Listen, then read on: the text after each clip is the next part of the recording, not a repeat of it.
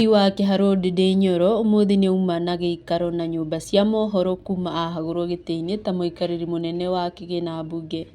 Na thĩinĩ wa mĩario yake nĩ augire ndoĩ gĩtũmi gĩa gũkorwo akĩrutwo gĩtĩ-inĩ ta mũikarĩri mũnene wa kĩgĩna mbunge.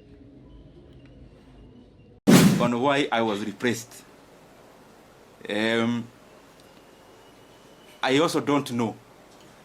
Nake mwandĩki mũnene wa kĩama gĩa gĩthomo Julius Migosi kũrĩa mathukuru mothe ma mũthingi na ma secondary maneane certificate iria itarĩ neane nĩ ũndũ wa kwaga marĩhi ma bithi. Nao aikari a Embakasi arĩa me hakuhĩ na mĩberethi ya maguta gwĩkora hatĩka-inĩ thutha wa kĩama gĩa Kenya Pipeline Company and Kenya Railways Corporation ũmũthĩ kũmamomorera manyũmba.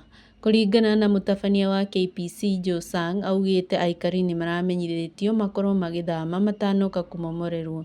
Oho nĩ ongereire gĩtũmi gĩa kũmamomorera nyũmba icio nĩ gũkorwo makĩmagitĩra kuma mogwati marĩa mangĩũkana na gũikara hakuhĩ na mĩberethi ya maguta. Ngĩribotera tabarĩra ya Mũrurumo, rĩtwa rĩakwa nĩ Wanjikũ wa Ngũgĩ.